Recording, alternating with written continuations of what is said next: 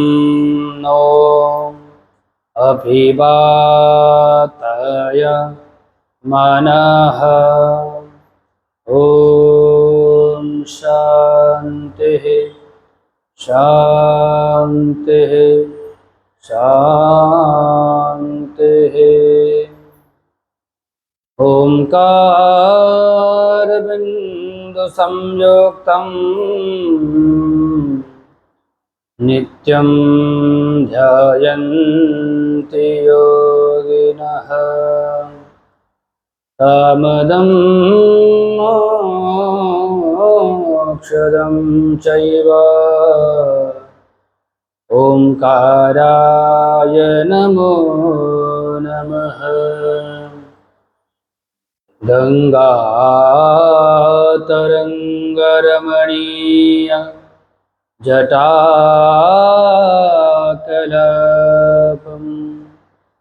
गौरी निरन्तरविभूषितवामभागम् नारायणप्रियमनङ्गमदापहारम्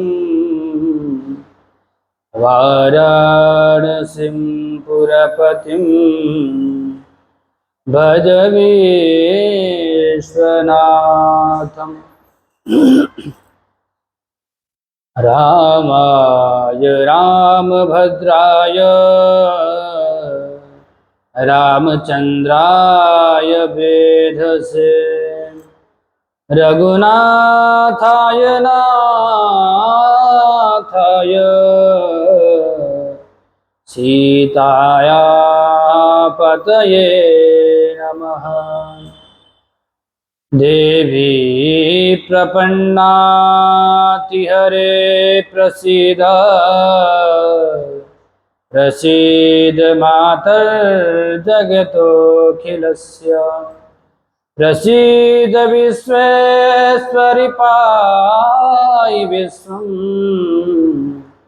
त्वमीश्वरि देवी चराचरस्य। अंजनानंदनं वीरं जानकी शोकनाशनम्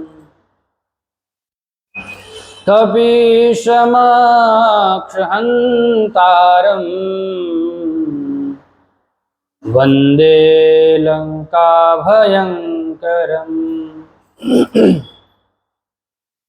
सदाशिवसमारम्भां श्रीशङ्कराचार्यमध्यमाम् अस्मदाचार्यपर्यन्तां वन्दे श्रीगुरुपरम्पराम्।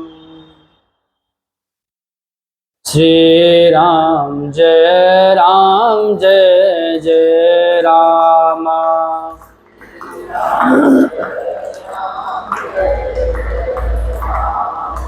श्रीराम जय जय राम।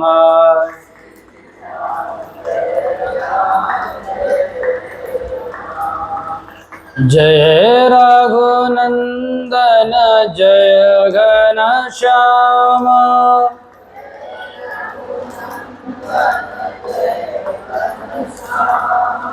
जय रघुनंदन जय घनश्याम।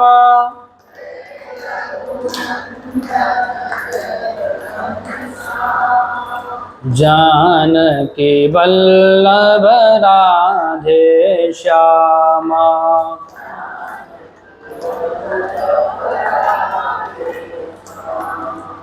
जानकी वल्लभ राधे श्यामा।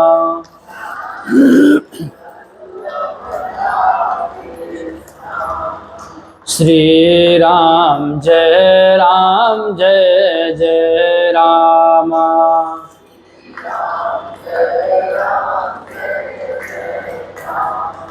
श्री राम जय जय राम।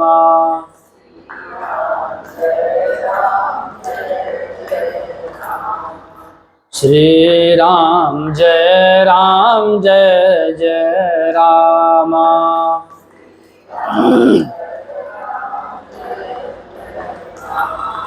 सच्चिदानंद भगवान की, श्री काशी विश्वनाथ भगवान की, सियावर रामचंद्र भगवान की, श्री कृष्णचंद्र भगवान की, जगज्जननी जगदम्बे मात, अनंत बलवंत श्री हनुमान जी महाराज, कली पावन अवतार गोस्वामी श्री तुलसीदास जी महाराज की, श्री सद्गुरुदेव भगवान की, सत्य सनातन धर्म की अधर्म का प्राणियों में विश्व का, गौ माता की गौ हत्या। ओम नमः पार्वती पतये हर हर महादेव।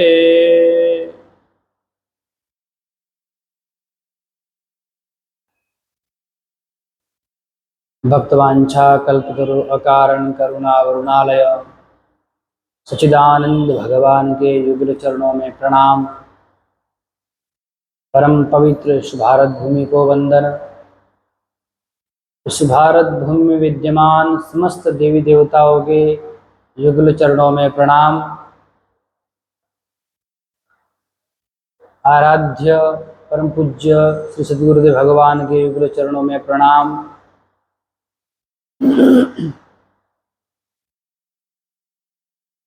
पावन भारत भूमि के मध्य स्थित माया नगरी मध्य चैम्बूर स्थित श्री सनातन धर्म सभा श्री राम मंदिर के पवित्र प्रांगण में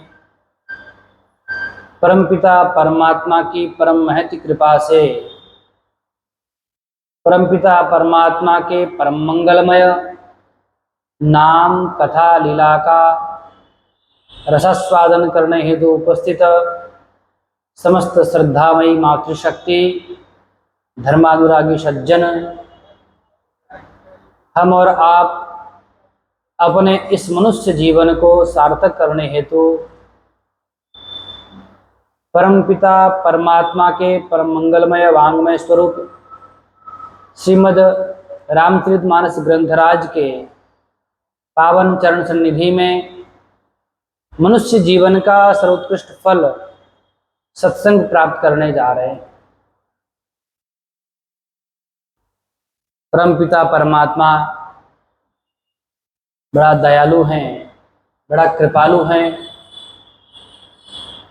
परमात्मा सदैव अपने भक्तों पर कृपा करने के लिए आतुर रहते हैं। कब मेरा भक्त मुझे पुकारे, उससे पूर्व ही परमात्मा की कृपा विराजमान होती है। हम लोगों ने बड़े दिव्य भाव में श्रीमद् रामचरितमानस ग्रंथराज के सुंदर अध्याय सुंदर कांड पर विचार किया और कर रहे हैं। और इस सुंदर अध्याय के माध्यम से अनंत बलवंत श्री हनुमान जी महाराज अपने परमात्मा द्वारा प्रदत्त जो कार्य है उस कार्य के माध्यम से हम लोगों को अनेक प्रकार की जीवन जीने की शिक्षा दे रहे हैं। जीवन कैसे जिया जाता है और जीवन को किस प्रकार सरल किया जाता है। एक तो लोग कहते हैं कि हम जी रहे हैं, कुछ लोग कहते हैं हमें जिंदगी काटनी है।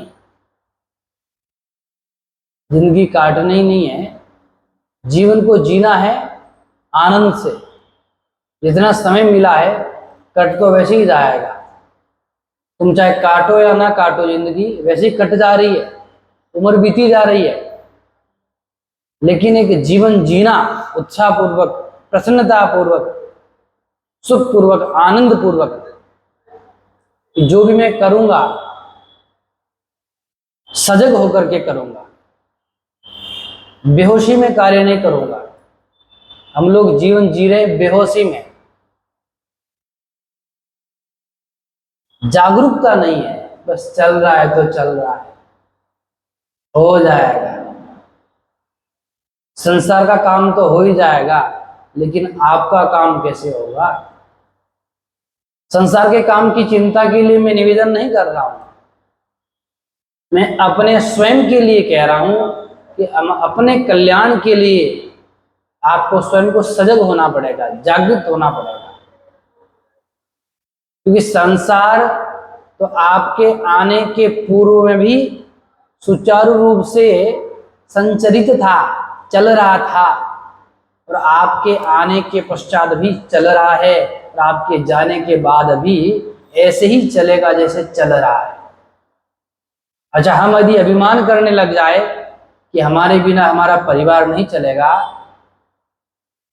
तो कई बार स्वप्न में अथवा चिंतन करके देखना, आप जब छोटे थे तब भी तो आपका परिवार चल रहा था, माता पिता चला रहे थे, अथवा आप वृद्ध हो गए हो, कमाने का सामर्थ्य नहीं है, तब भी तो चल रहा है।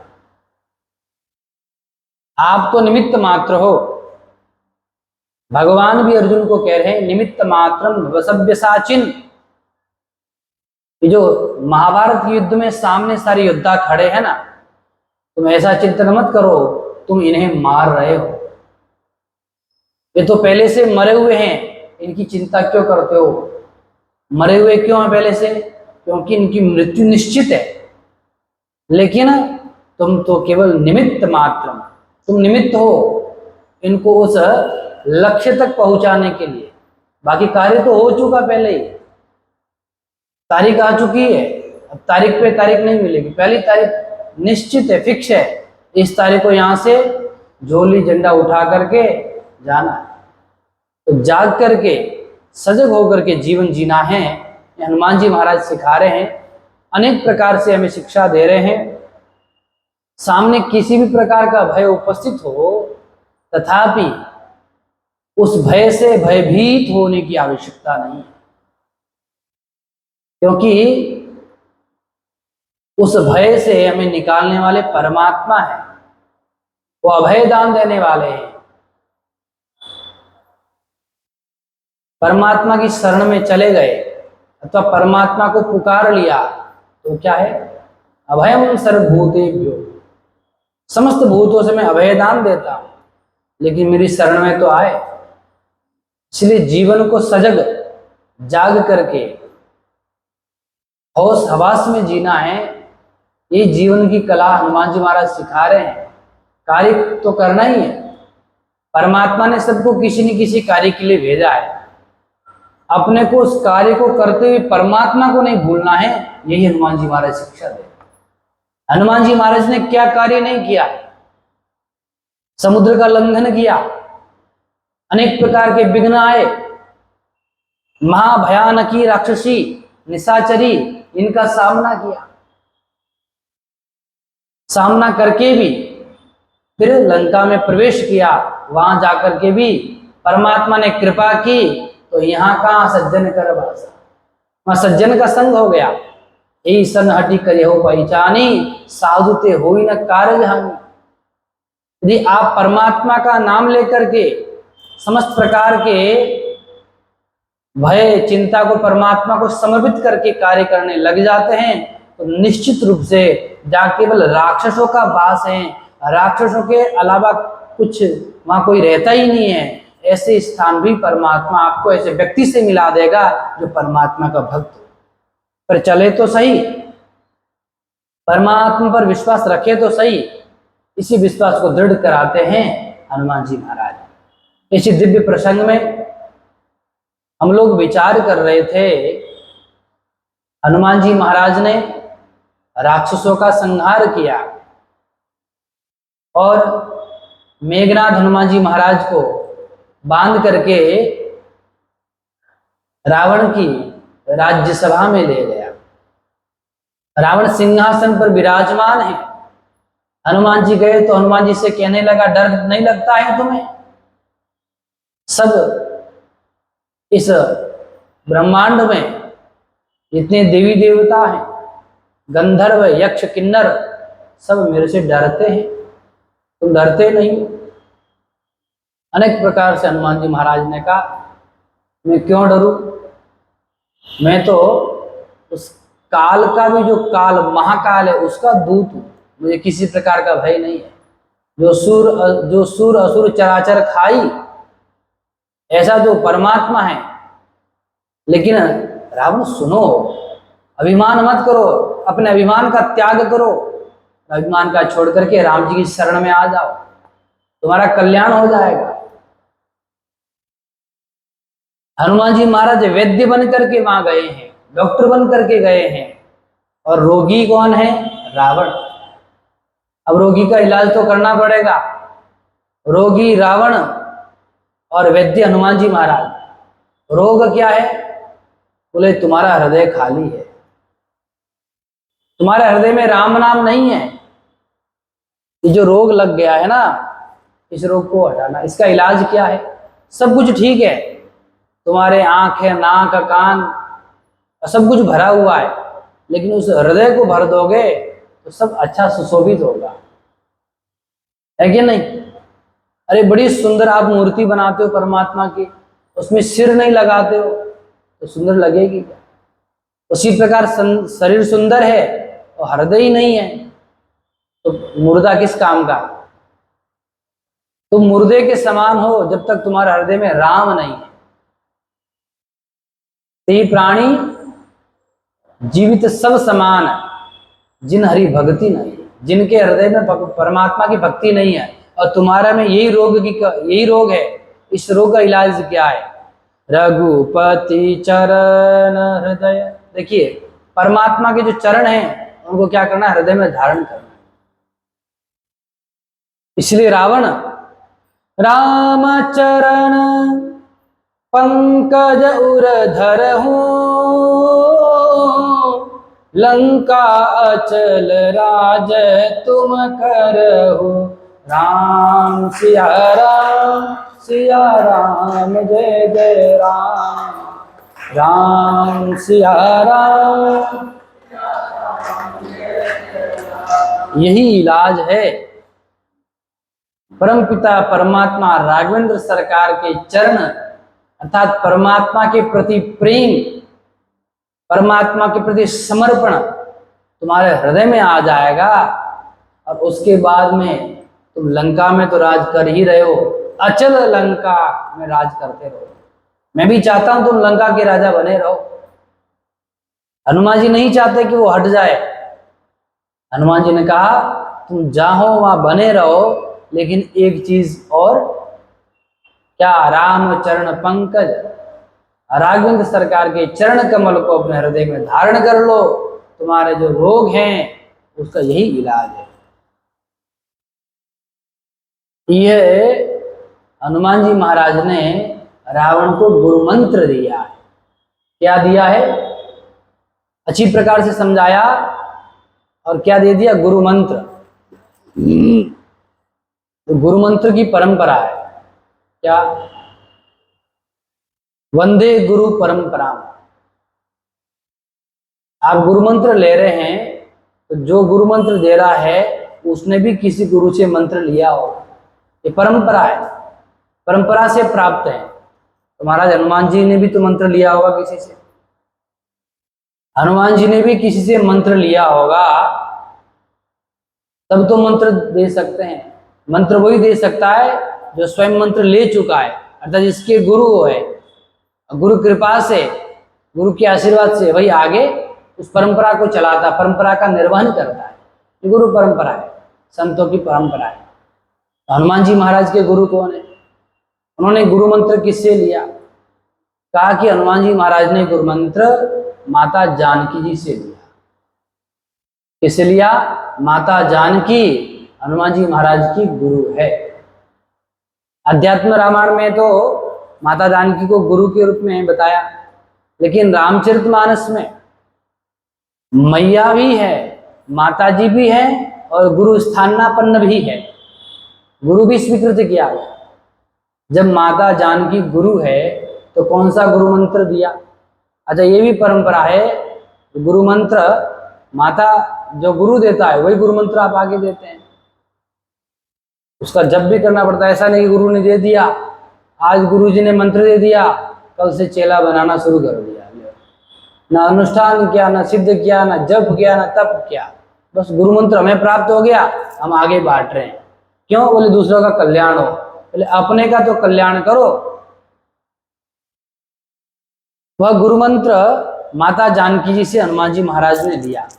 क्या मंत्र माता जानकी जी ने दिया था? कौन सा मंत्र दिया था?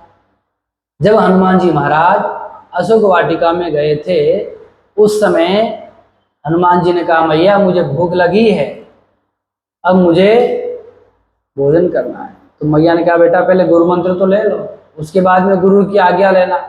क्यों? तिनकर भय माता मोहि नाहि, जो तुम सुख मानव मन माही।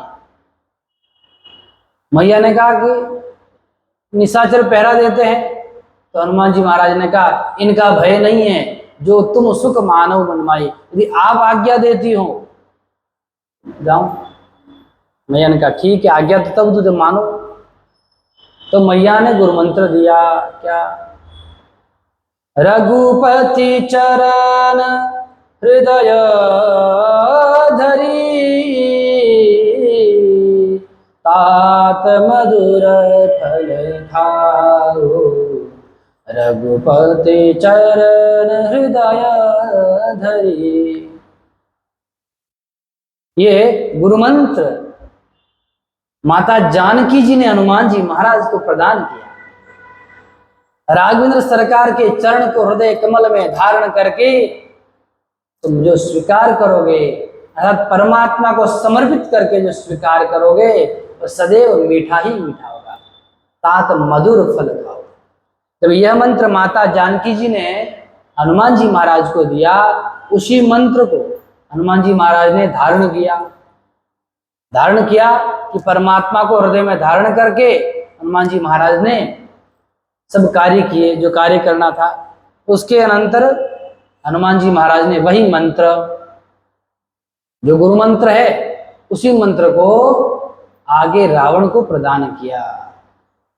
राम चरण पंकज उर धरहु, लंका अचल राज तुम करहु। राम सिया राम जय जय राम, राम सिया राम। जो मंत्र माता जानकी जी ने हनुमान जी महाराज को प्रदान किया, वही मंत्र श्री हनुमान जी महाराज ने रावण को प्रदान किया। इलाज बताया, जो रोगी था, रोगी को वैद्य दवाई देता है, उस रोग के लिए हनुमान जी महाराज ने महाऔषधि प्रदान की, नामामृत को प्रदान किया, जिस अमृत का पान करके रावण अचल लंका राज तुम करो, सदैव तुम लंका पर बने रहो, लंका का राज्य करते हो, लेकिन अपना इलाज करा लो, नहीं तो जल्दी मारे जाओगे। रोग है तो रोग कब तक सहन करोगे? एक न एक दिन वह रोग तुम्हें ले डूबेगा। लेकिन देखो, रावण बड़ा विचित्र है। रावण के गले बात उतरी नहीं, रावण के गले ये मंत्र उतरा नहीं। और रावण ने क्या कहा, देखो किस प्रकार अब बंदर इस विद्वान को समझाएगा। हम इतने बड़े विद्वानों को बंदर जो समझाएगा, बंदर हमें ज्ञान दे रहा है। विश्व के हम इतने बड़े विद्वान, प्रकांड विद्वान, रावण कम ज्ञानी नहीं था। रावण जैसा ज्ञानी उस समय नहीं, प्रकांड पंडित, समस्त वेदों को कंठस्थ था। अब रावण कह रहा, देखो हमारे जैसे विद्वानों को बंदर ज्ञान देगा, बंदर समझाएगा। मिला हमई कपि गुरु बड़ ज्ञानी। अब जो ये बंदर हमारा गुरु बनेगा, ये हमको ज्ञान देगा, हमको समझाने लगेगा। रावण ने उल्टा हनुमान जी महाराज को कहना क्या कहा, हनुमान जी महाराज ने देखो कितना सुंदर नाम दिया, परमात्मा का नाम धारण करो हृदय में, जीवन सफल हो जाएगा। लेकिन अपने अभिमान के कारण, यद्यपि कही कपि अति हित बानी, भगति विवेक बिरति नय सानी। राम सिया राम जय जय राम, राम सिया राम। यद्यपि हनुमान जी महाराज ने स्वार्थ से ऊपर उठ करके अत्यंत रावण के हित की बात कही, तथापि भक्ति विवेक से शून्य, जिसके हृदय में भक्ति नहीं है, विवेक नहीं है, उन सबसे शून्य रावण अभिमान से युक्त होकर के उस हनुमान जी के द्वारा प्रदत्त अत्यंत दिव्य उपदेशामृत को ग्रहण नहीं किया, परंतु उल्टा क्या कहने लगा, हनुमान जी महाराज को कहने लगा, मिला हमई कपि। ये बंदर हमें ज्ञान दे रहा है, ये हमारा गुरु बनने का आया, बंदर हमारा गुरु बनेगा।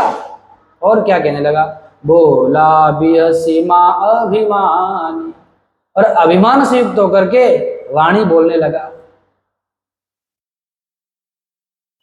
हनुमान जी महाराज ने कहा, क्या हो गया भाई, इतने क्यों अभिमान से युक्त हो गए, क्रोध क्यों आ गया, परेशान लग रहे हो लंकेश, क्या बात है। बोले तुम जानते नहीं हो उपदेश का क्या तात्पर्य है, क्या मतलब है, हमारे यहाँ क्या फल है। बोले महाराज हम तो भारतवर्ष से आए, और भारतवर्ष में जो उपदेश करते हैं उनका बड़ा सम्मान होता है, बड़ा आदर होता है क्या नहीं भारतवर्ष में। अब आपके यहाँ का कायदा क्या है। बोले तुम जानते नहीं, हमारे यहाँ का कायदा अलग है, तो ज्ञान देता है उसकी जान चली जाती है, यहाँ ज्ञान का कोई स्थान नहीं है। रावण ने हनुमान जी महाराज को कहा, अच्छा यहाँ क्या फल है। मृत्यु निकट आई खल तो ही, लागे सियाधम सिखावन मोही। राम सिया राम जय जय राम, राम सिया राम जय। हमें लगता है वानर अब तुम्हारी मृत्यु निकट आ गई है, मुझे तुम्हारी मौत दिख रही है। बोले हमारी मौत तुम्हें दिख रही है। बोले हाँ, कहाँ है। बोले तुम्हारे बगल में तुम्हारी मौत खड़ी है। हनुमान जी महाराज ने कहा, ये मौत खड़ी तो मेरे बगल में है, पर देख तुम्हारी ओर रही है। मौत खड़ी तो मेरे बगल में है, परंतु देख तुम्हारी ओर रही है। मानो ऐसा लग रहा है काल की अधिष्ठात्री शक्ति मृत्यु आकर के साक्षात रावण के राज्य में खड़ी हो गई है, और रावण को दिख रही है। देखो मृत्यु दिख तो रही है, और हनुमान जी को कह रहा है मुझे तुम्हारी मृत्यु दिख रही है। हनुमान जी ने कहा, अच्छा भाई हमारी मृत्यु दिख रही है। हनुमान जी डरे नहीं, मुझे डर नहीं लगता तुम्हें, तुम्हारे निकट मृत्यु खड़ी है। मृत्यु निकट आई खल तो ही, अरे तुम्हारे निकट मृत्यु खड़ी, तुम डरते नहीं हो। हमें डर नहीं है, मृत्यु निकट खड़ी है। बोले हाँ। तुम्हें दिख रही है। बोले हाँ हमें भी दिख रही है। क्यों डर नहीं है। इसलिए डर नहीं है, पास बगल में तो हमारे खड़ी है, देख तुम्हारी ओर रही है। अच्छा तुम्हें कैसे पता। ये कह रही है कि आप कहो तो अभी रावण को जो है ले जाऊं, लेकिन मैंने इसे रोक रखा है, अभी यदि रावण मान जाए तब ठीक है, नहीं तो वाकई राम जी की इच्छा। आगे राम जी जाने। हनुमान जी महाराज ने उल्टा होए कह हनुमाना, मति ब्रह्म तोर प्रकट में जाना। उल्टा होकर के हनुमान जी ने कहा, मुझे ऐसा लग रहा है तुम्हारी मति भ्रमित हो गई है। क्यों मति भ्रमित हो गई है। देखो रावण ने कहा अच्छी बात है। क्या। हनुमान जी ने जब कहा कि तुम्हारी ओर देख रही है, तब रावण ने कहा जब बगल में तुम्हारे खड़ी है मुझे क्यों देख रही है? जब बगल में तुम्हारे खड़ी है मुझे क्यों देख रही है? और यदि मुझे देख रही है तो तुम्हारे बगल में क्यों खड़ी है? हनुमान जी से पूछा रावण ने। हनुमान जी कहते हैं हमसे मृत्यु पूछ रही है, हमसे मृत्यु पूछ रही है कि रावण का भी समय आ गया है, अभी इसका मामला समाप्त कर दे या बाद में करे। रावण का मामला अभी समाप्त कर दे अथवा बाद में करे, लेकिन हमने इसको रोके रखा है कि नहीं अभी रुको, अभी थोड़ी बात हो रही है, चर्चा चल रही है, और जब बात से न माने तो फिर तुम अपना काम कर लेना। देखो बड़ी विशेष बात क्या है? विशेष बात यह है कि हनुमान जी महाराज रावण को कह रहे हैं, और रावण बड़ा ज्ञानी है, उसे दूसरों की मृत्यु तो दिख रही है लेकिन अपनी मृत्यु नहीं दिख रही है। रावण के पास कितनी आंखें हैं? 10 मुख हैं, 20 आंखें। सामान्य व्यक्ति से 20 गुना ज्यादा देखने की क्षमता है, प्रतिभा है, इसलिए उसे दूसरों की मृत्यु दिख रही है, लेकिन इतना होने पर भी स्वयं की मृत्यु, अपनी मौत दिखाई नहीं पड़ रही है। ऐसी विचित्रता है। ये किस प्रकार है? बड़ा दिव्य परम पूज्य महाराज राजशरण सरस्वती जी महाराज भाव देते हैं कि हम प्रतिदिन हमें दूसरों की मृत्यु दिखती है। रात दिन हम क्या करते हैं? हमारे सामने से सब जाते हैं, दूसरों की मृत्यु देखती हैं। मृत्यु देखता औरों की, रोज सवेरे और शाम भवन बनाता ऐसे जैसे हरदम यहाँ मुकाम। ये माया तेरी बड़ी कठिन है राम। परमात्मा की कितनी विचित्र माया है।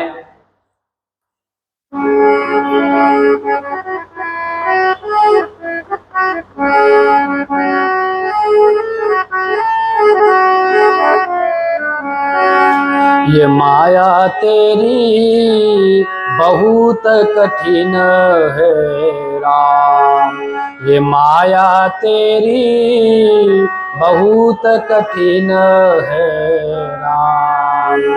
मृत्यु देखता औरों की रोज सवेरे शाम, मृत्यु देखता है औरों की रोज सवेरे शाम। भवन बनाता ऐसे जैसे, भवन बनाता ऐसे जैसे हरदम यहाँ मुकाम। ये माया तेरी बहुत कठिन है राम, ये माया तेरी बहुत कठिन है राम।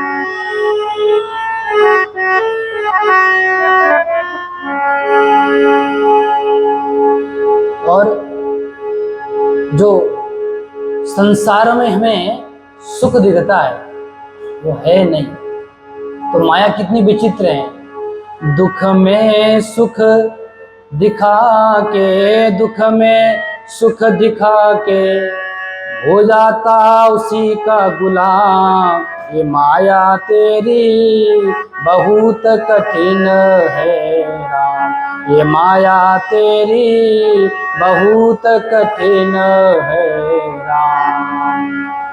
बड़ी विचित्र माया परमात्मा की, क्या क्या कराती है। हम प्रतिदिन लोगों की मृत्यु देखते हैं, लेकिन हमारी मृत्यु भी आनी है ये हम भूल जाते हैं। शमशान की ओर जो मुर्दा जा रहा है, उस मुर्दे को देख करके हम ये नहीं सोचते कि हम स्वयं भी आने वाले मुर्दे हैं, उसी शमशान में आएंगे। इतने विचित्र माया है। करता नित्य विरोध क्रोध का, अकर्ता नित्य विरोध क्रोध का, कहता बुरा परिणाम। करता नित्य विरोध क्रोध का, कहता बुरा परिणाम। होता क्रोधित स्वयं तो, होता क्रोधित स्वयं तो, होती वाणी बिना लगाम। ये माया तेरी बहुत कठिन है राम, ये माया तेरी बहुत कठिन है राम। रक्त मांस हड्डी के ढेर पर, रक्त मांस हड्डी के ढेर पर मड़ा हुआ है चाम। रक्त मांस हड्डी के ढेर पर मड़ा हुआ है चाम। ओ देख उसी की सुंदरता को, देख उसी की सुंदरता को हो जाती नींद हराम। ये माया तेरी बहुत कठिन है, माया तेरी। कितनी दिव्य बात कही है। हम लोग सब लोग जानते हैं रक्त मांस हड्डी के ढेर पर क्या है, मड़ा हुआ चांद। सबको पता है, लेकिन करते क्या है, देख उसी की सुंदरता को हो जाती नींद हराम। इसीलिए करना क्या है, इस माया से यदि पार जाना है तो करना क्या है, हमें परमात्मा का नाम स्मरण करना है। और परमात्मा, देखो माया को दूर कौन हटा सकता है, माया को दूर कौन हटा सकता है, जिसकी माया है। जो मायापति हैं वही स्वयं माया को दूर हटा सकता है। इसलिए माया का स्मरण करना है, मायापति का स्मरण करना है। राजेश्वर प्रभु तुम मायापति करुणा निधि है नाम। राजेश्वर तुम मायापति करुणा निधि है नाम। ओ नाथ निबेरो अपनी माया, नाथ निबेरो अपनी माया, जीव लहे विश्राम। ये माया तेरी बहुत कठिन है राम, ये माया तेरी बहुत कठिन है राम, माया तेरी बहुत कठिन है राम। मायापति रामचंद्र भगवान की। यदि माया से पार जाना है तो मायापति के चरण पकड़ लो। किसी ने कहा महाराज माया से बचे कैसे, माया से बचे कैसे। जैसे कोई बड़ा मालिक है, कोई बड़ा सेठ है, उस सेठ ने अपने नौकरों को आपके पीछे लगा लिया अथवा अपने सैनिकों को लगा दिया, किसी राजा ने पकड़ के लाओ। और पूछा इलाज क्या है, बोले जिस राजा ने इन सैनिकों को लगाया है उसी राजा के पास सरेंडर हो जाओ तो तुमको हो सकता है छोड़ दे। उसी प्रकार जिसकी यह माया है उस परम पिता परमात्मा की माया है। इसलिए माया से बचना है तो मायापति के चरण पकड़ लो। माया उसी के चरणों में पड़ी रहती है, तो मायापति के चरण पकड़ लिए तो आपको माया से मुक्त कर देगा। परमात्मा कितना करुणा निधि है, दया निधि है। हे परमपिता परमात्मा, अपनी माया निबेड़ो अर्थात अपनी माया को हटाओ, तभी जीव विश्राम को प्राप्त कर सकता है। विश्राम अर्थात सोना नहीं है। विश्राम क्या, हम सब है ना किराए के मकान में रह रहे हैं, ये अपना घर नहीं है। ये 4 दिन 10 दिन 20 साल किराए का मकान है। जिस प्रकार के किराए के मकान में किराया दे करके रहते हैं, उसी प्रकार पाप पुण्य रूपी किराया दे करके हमें यह मकान मिला है। न जाने कब वो किराएदार कह दे कि मकान खाली करो, इस मकान को छोड़ करके जाना पड़ेगा महाराज। इसीलिए मकान को एक न एक दिन छोड़ना है तो पहले ही तैयारी कर लो, पहले सजग हो जाओ ताकि बाद में दुख ना हो। और विश्राम कब होगा, जब हम अपने आत्म स्वरूप में जाएंगे, परमात्मा को प्राप्त हो जाएंगे अथवा परमात्मा हम पर कृपा कर देंगे, तभी ही विश्राम को प्राप्त हो सकते हैं।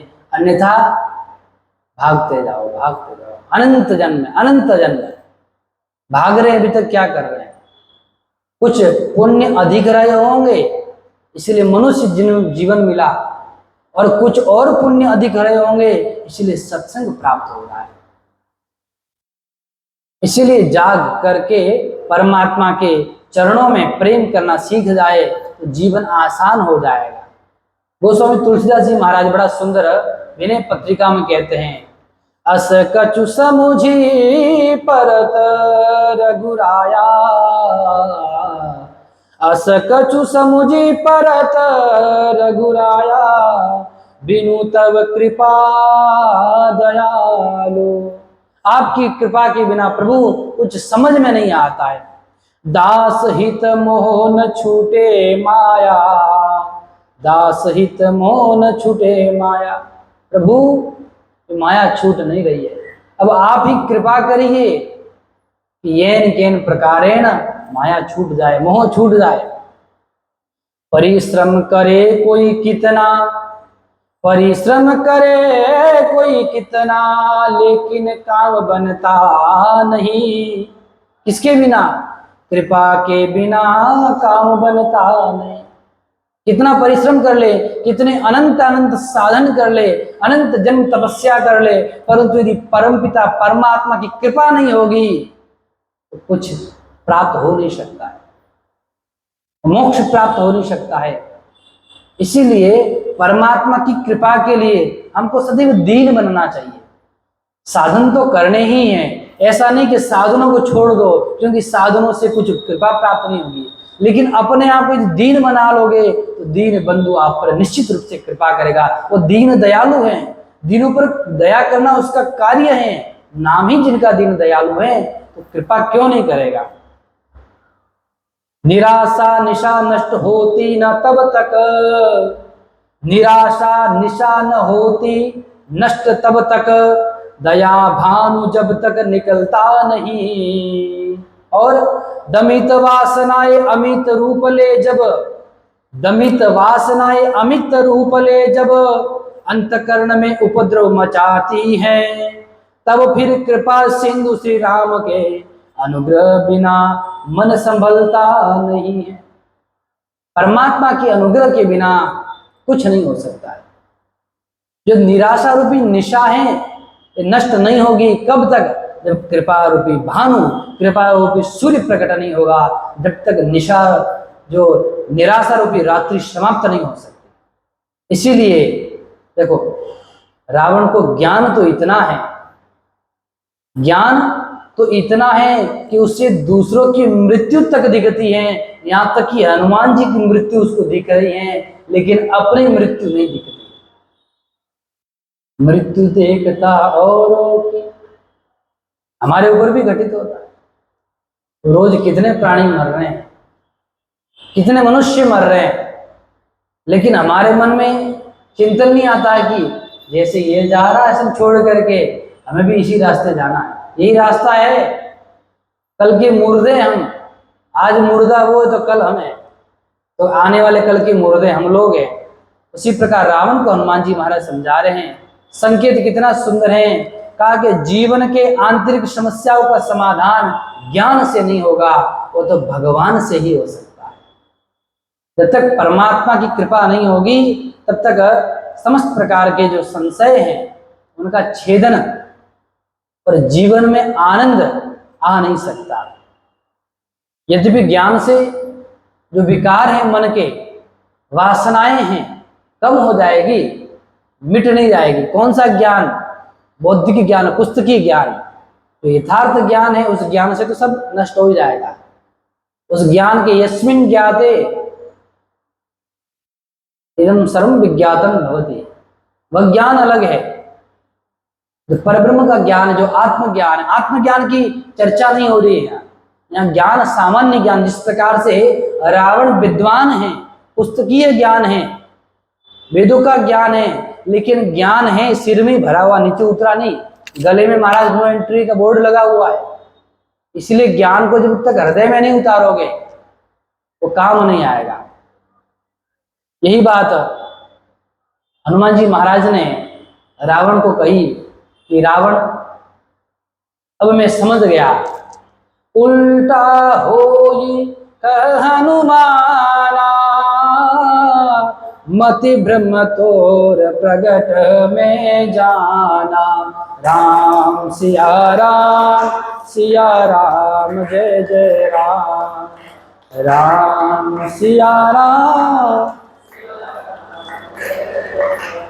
हनुमान जी महाराज ने समझ लिया कि रावण, अब मुझे समझ में आ गई है कि तुम्हारी बुद्धि भ्रमित हो गई है।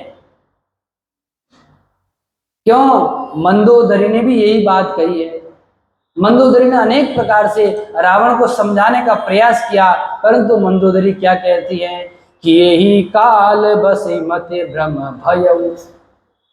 काल के वशीभूत होकर के जिसकी मृत्यु निकट आती है महाराज, उसके जो मति भ्रमित हो जाती है। विनाश काले विपरीत बुद्धि, उसी प्रकार रावण भी भ्रमित हो गया है, काल के वशीभूत होकर के अपने मति को भ्रमित कर लिया। जो इतना सुंदर हनुमान जी महाराज अमृत रूपी ज्ञान कथा का रसास्वादन कराने के लिए बैठे हैं, और ऐसा सुंदर उपदेश, जब आते अच्छे दिन तो अच्छी बात सुहाती हैं, जब आते अच्छे दिन तो अच्छी बात सुहाती हैं, नहीं तो समझाने पर भी नहीं समझ में आती है। कितना ही समझाओ कुछ भी समझ में नहीं आएगा।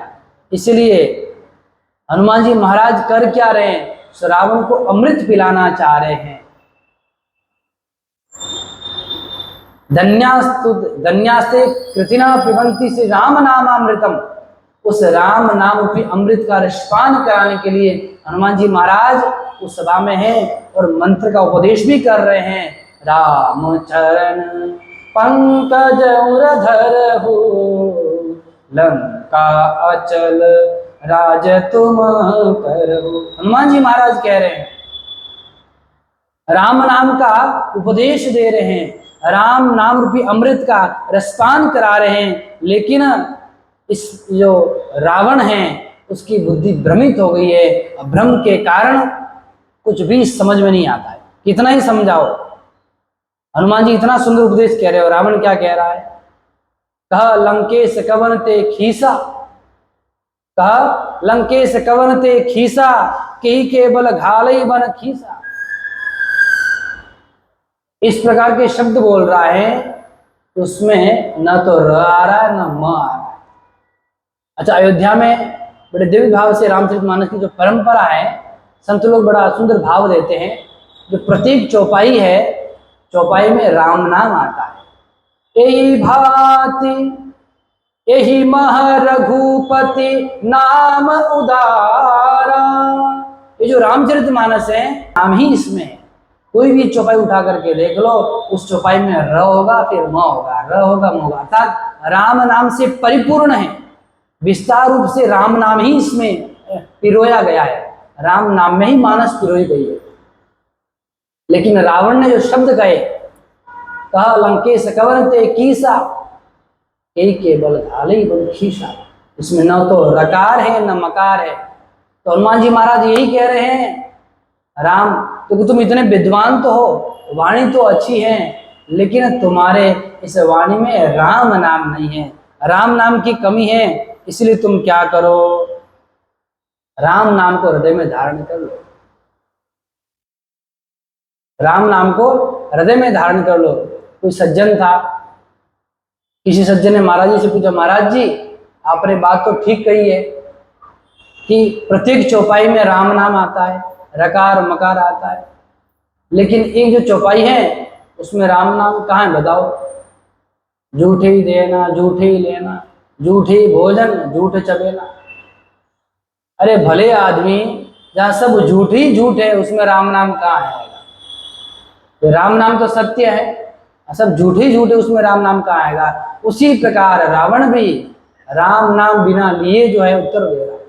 लेकिन हनुमान जी यही समझा रहे हैं कि रावण, तुम राम नाम को हृदय में धारण कर लो। यदि राम नाम को हृदय में धारण कर लोगे तो जीवन तुम्हारा क्या हो जाएगा? सफल हो जाएगा, आनंददायक हो जाएगा। लेकिन रावण